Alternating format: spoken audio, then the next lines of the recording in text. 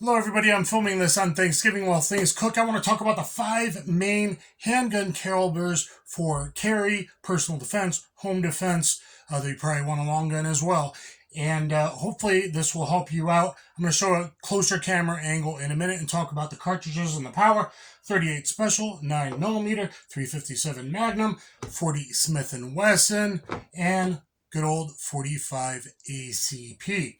So these are really the 5 main ones that people typically carry. Of course, there's many, and we'll talk a little bit about 380 and why that's maybe not the best choice unless certain circumstances, and why you're probably going to be looking at 38 Special 9, 357, 40, or 45 ACP. My first time kind of filming with this setup. Hopefully the lighting's okay. We'll give you what I'll be doing in a second is a closer look, so don't worry. We're going to look at all these and show you the cartridges and what they look like as well, okay? So I'm going to kind of alternate between these two camera angles. First up is a 38 Special, snub nose, meaning a 2-inch or smaller, well, technically 3 inches or smaller, but most people are referring to 2 inches or smaller barrel with either 5 or 6 shots. This is a 6-shot Old Colt Detective Special. I have separate videos on most of these pistols, but this is a very good stand-in for the very good budget price Taurus 856. It's the same size. It will fit in the same holsters, like Tolster holster, which you can use my code to get a discount, or even in a Harry's holster, which you can see my review on that as well, which this Rossi RP63 fits in. I've triple checked everything is empty, though I will show you some hollow points in a second. Most actual experts that understand ballistics and real shootings, police investigators, suggest 38 Special and up in power. Empty. This is a 9mm Smith & Wesson Shield Plus. It's a very good pistol. Personally, I'm not very happy with Smith & Wesson right now, and got a congressman actually looking into it, but that's a whole nother story I don't know if I want to break yet. So, Smith & Wesson Shield Plus, that is a very good buy. A lot of people will see this probably before Christmas time, so it will help you kind of decide maybe as a first-time buyer or to buy your significant other, something to that effect. All right, here's a very, very good new budget buy. 3-inch, 6-shot, 357 Magnum. That's actually small and made for concealment. Rossi RP63. There is a lot of videos I've done on this, which being shy of 28 ounces and small enough, but you can use either 357 or 38 plus P. Hollow points, semi-jacketed hollow points for personal defense, for CCW carry. And here's a 40 Smith & Wesson chambered in a Smith & Wesson M&P 2.0 MT. And here is a Springfield 1911 lightweight commander, so light enough to carry it, about 30 ounces, 4¼ inch barrel, empty. But of course, with the 1911, you have to train yourself a lot to be able to pull it out and swipe that safety as a muscle memory neural pathway thing, which if you use a lot of different pistols, I'm not there yet because I still carry and use a bunch and test and evaluate a lot of others, but maybe when I get older, a good old 1911 45 AARP can still get it done. So,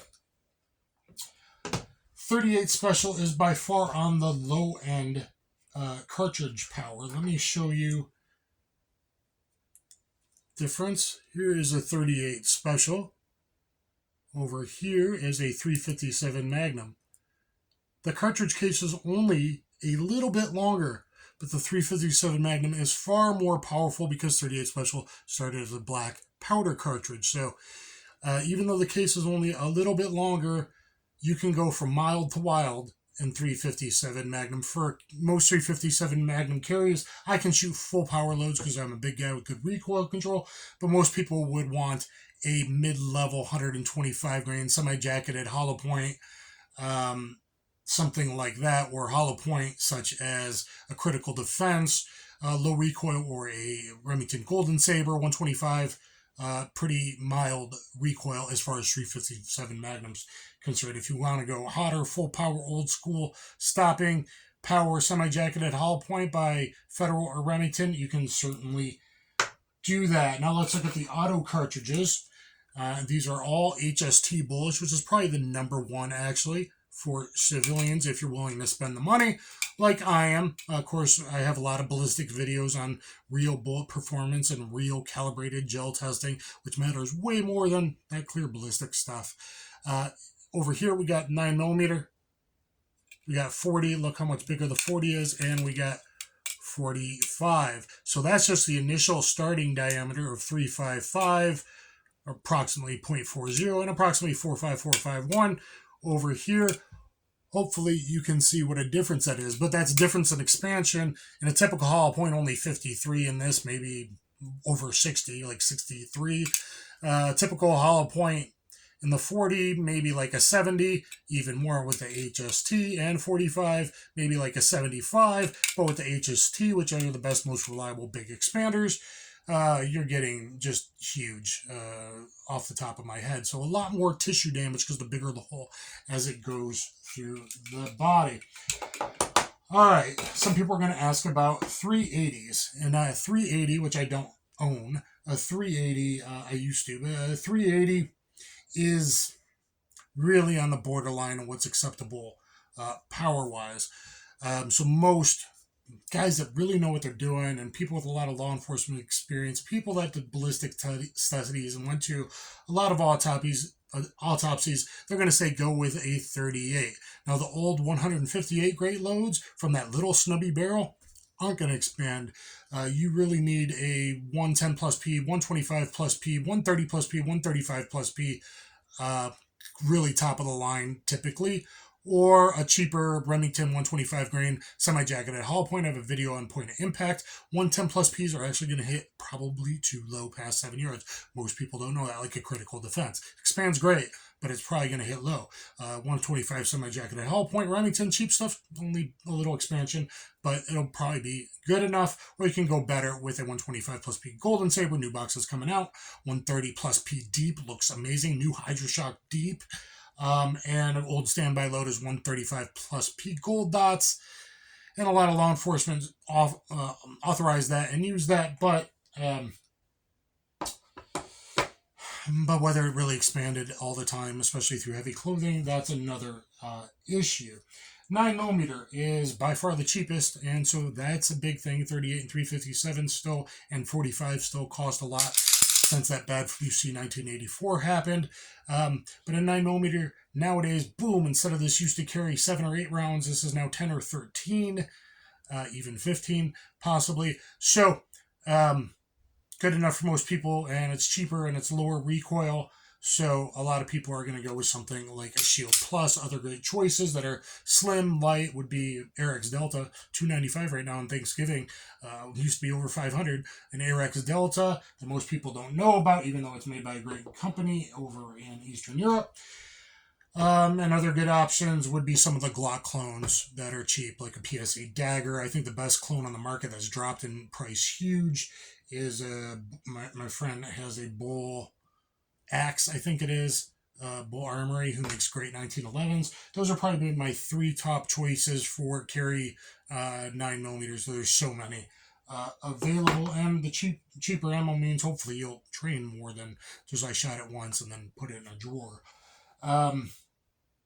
9's going to get way better bullet expansion usually than 38. 38, you really got to get one of the best loads if you want it to perform well, especially from such a short barrel. 4-inch barrel back in the day was a totally different thing that law enforcement officers carried, which is one reason why I think this is one of the best options out there. This new Rossi RP63, I have a very early one, but now a bunch are out there. If you look online, you can get it for like $330, $350 instead of $450. In stores, big box stores will probably start having this for $399, I expect, or less. And 3-inch ballistics give you way better ballistics than 2-inch, both in 357 Magnum, like 125 grain round, 135 grain round. That's probably what you want to carry in it. Or in 38 Special plus P, all those loads I said, like the Deep or the Golden Saber, are going to do phenomenally from a 3-inch barrel, where they're like okay-ish from a 2-inch barrel. So keep that in mind. This is one of the rare 6-shot instead of 5. That's light enough, good enough for carry, and comes on 3-inch instead of 2 or 2.25 inch barrels. Let's talk about revolvers in a minute here. One more time. Empty, heavy double action trigger pull. You could cock the single action, but in self-defense, you really don't want to be doing that unless it's like a passive 50-yard extreme outlier type of shot, probably. Okay, don't get cocky. So safer where you're not going to negligently discharge. Safer in that it's very easy for people with low training to go, hey, I know if there's bullets in there or not, right? All you got to do is open the cylinder and look, or you can even see through the side. So they're harder to shoot well, though. Now, most defensive gun use for civilian is at the 3 to 7 yard range, 2 to 5 yard range, quite frankly, 2 to 5 yard range, quite frankly, with the best statistics that are out there. Excuse my big belly. Get my competitive street jiu-jitsu instructional on BJJ Fanatics, learn about self-defense. 9mm, these old kind of micro 9s, when they were single stacks, had bad triggers. The new Shield Plus, the ARX Delta, that Bull Axite Cleaver or something, I think it is, that my friend has, got good light trigger pulls. Now, with a good light striker fired trigger pull and that short reset, you need to be carrying probably in a good Kydex holster, like Tolster Holster. Use code Dan the Wolfman. That's just one place that you can use my code, get a discount at. That I suggest looking there, but there's lots of great Kydex holster quality makers. Revolvers, that heavier double action trigger pull. And the reason I'm doing that is because this is an old revolver. Now, it should rotate and not hurt that firing pin, but even the new Rossi, it's very rare for a newer revolver, it has that firing pin on the hammer. It can handle a few, right, but I shouldn't do all too many. But you could keep this in a pocket holster in your pocket, like the Taurus 856, ultralight or regular, or you could have it in a leather holster and feel much safer if you're a beginner. Light striker fired trigger, like this M&P Shield, or not Shield, M&P 2.0. This has a aftermarket trigger, but I can carry it now at a 3 o'clock leather holster. But for appendix or for beginners, you definitely probably want that in a Kydex holster. 1911, won 2 world wars. But you got to remember to sweep that safety off and have a grip safety. So some people like that. Actually, some law enforcement officers, Masiob's talked about how they've gotten this away from the law enforcement officer in a gun grab and a scuffle and a CQB grapple. You should be learning all my stuff. Bad guy didn't sweep the safety off, so you were able to regain control of the hands-on fight. So that's something to consider, but really, you got to dedicate and train with it. And most beginners, if they're finally, like one day in a defensive gun use, are going to take it out and go click, click, click, pull that trigger and not get bang. 45, look at that big old hole that will make in someone. Fortunately, price of 45, 357, 38 still high. 40 has dropped in price a lot. People say 40 is too snappy. That was from old barrel swap Glocks that weren't really engineered for their cars, or even Beretta 92s that were made in the 96s and had durability problems. 96 A1s, Beretta 90-2, probably better. But 40 has a lot of energy and a big hole and still good capacity. If it's 12 plus 1 or 13 plus 1 of 40, that's all you need. 13 plus 1 a 9mm, you're probably only going to need 8 to 11, but occasionally 12, 13, or even more might happen. But you're probably going to run out of time even before you run out of bullets. So I think a 12 plus 1 or 13 plus 1 like this is 40 caliber or even better than the 9s. But that's for people big like me that train all the time and have good recoil control. So let's give you some closer looks again. 38 special, 9mm, 357 Magnum, 40 Smith & Wesson, and look at those great grips from Illuma Grips with the wolf on it, 45 ACP. .45, you got to be really careful with your hollow points that you think are going to actually expand because it's a pretty slow round. So you either need 185 plus Ps to expand reliably from different barrel lengths, or you need really good, expensive hollow points with a lot of research for 4.25 or shorter barrels than the typical 5-inch full size 45. So that's important to know. 40, even from this 3.6-inch barrel, 40 has so much energy, good velocity, good bullet weight, good penetration, good momentum, good expansion. It's really a great round, and law enforcement should go back to that. Look at my ballistics videos and why law enforcement should go back to 40 video. Why cops wrong should go back to 40 video. Look at my FBI ballistics video. Look at my 9mm 45, my no BS caliber ballistics video if you really want to learn about it. So the great thing about a 40 is that an ammo gate in 2.0 that's going to start up again, guys. Pick up some ammo. 40 last time around, see 1984 started, 40 you could still find on shelves, 40 you could still get, and even cheap hollow points, 180 grain Winchester white box. Cheap hollow points, most of them except UMC do very, very, very good, even through FBI style intermediate barriers, even through windshields, because it has so much mass, retain momentum. So even cheap hollow points, and you can find great law enforcement hollow points for cheap in 50 round instead of the 20 round boxes. The big box stores, you can find them online in 50 round law enforcement type boxes, and law enforcement turn in that were never issued boxes, and the price of 40 it dropped and is probably going to continue to drop. 357 Magnum. If you stayed with me, I'll try to wrap this up in a few more minutes. 357 Magnum can always also shoot 38 special.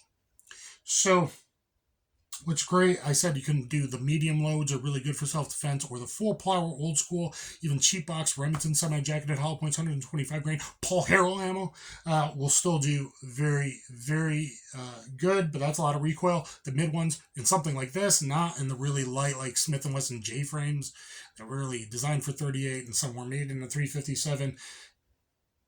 You really want those lower 357 are probably better served by a 38 special. 38, 357, hard to tell a difference. A little bit longer case, big difference in potential power.